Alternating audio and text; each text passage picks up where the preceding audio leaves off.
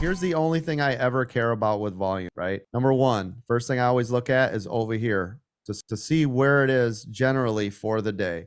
The only reason is because I want my volume to be over the normal average volume if it's going in one direction or the other, because typically that means it'll stay in that way. And if that doesn't make sense to some of you, what it is that what the metric means is if it's in its normal volume range and it's doing one thing or the other, it's probably going to just stay in that pattern. But if you get a huge influx of volume, it could really start to shift the dynamics of what it is. If you guys have, and by saying that, you guys have seen when hedge funds come in and buy up, when somebody comes in and starts, Elon starts selling a ton, the volume increases. So this is the only thing I care about as far as volume goes. When I'm scalping, the only thing I'm watching, I don't even look at this volume. I don't care what's happening to volume. Volume means nothing literally to me at all when I'm scalping. Do you see this? I don't care. Yep. It doesn't help me in one way or the other. What I am watching for volume though is here. What I mean by that is, you see how slow this candle's moving? Yep.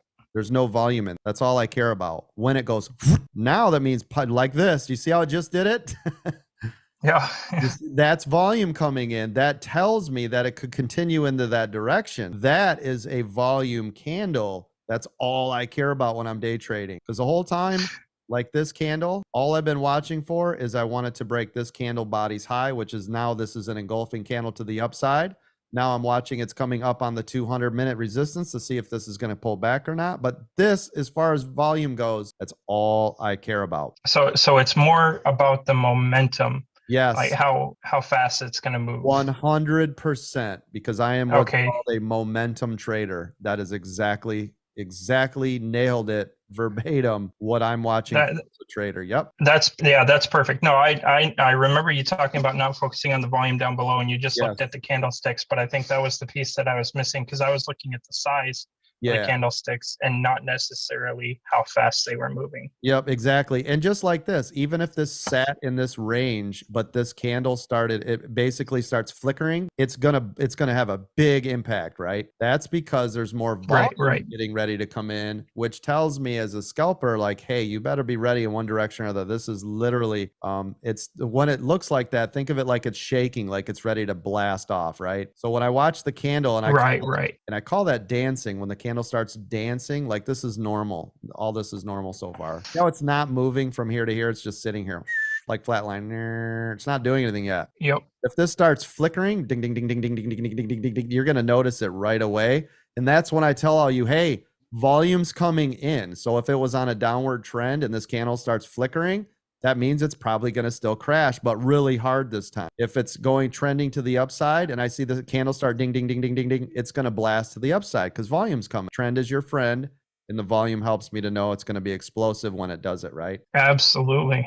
Yep. And you guys will notice too, whenever it sits on one of these huge levels of support or resistance, you'll notice it'll sit here and do this, and then you'll see this candle get over exaggerated. It'll flicker.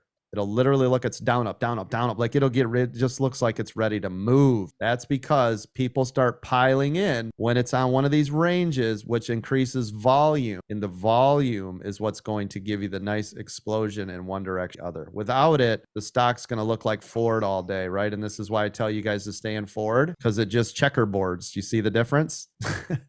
Yep. Because there's really no battle between up and down. It's just like, sure, it's by a penny, up, down, up, down, up, down, up, down.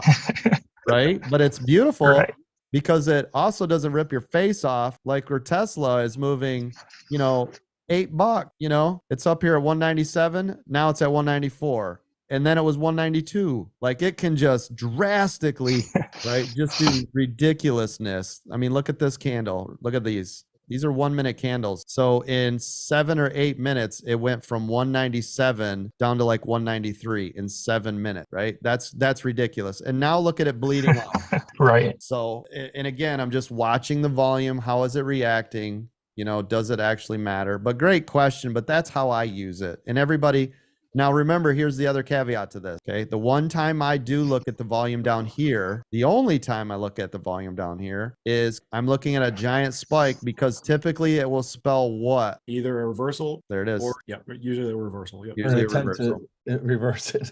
Yep, it usually does. So the only time I ever care down here is when I see something and look at what exactly happened here, drove it up, and then guess what it's done since. Yep. I mean, if you literally look at this whole thing, this is the biggest candle, and it instantly, when it did that, told it, I'm out, right? So that's the Right. other. Does that make sense?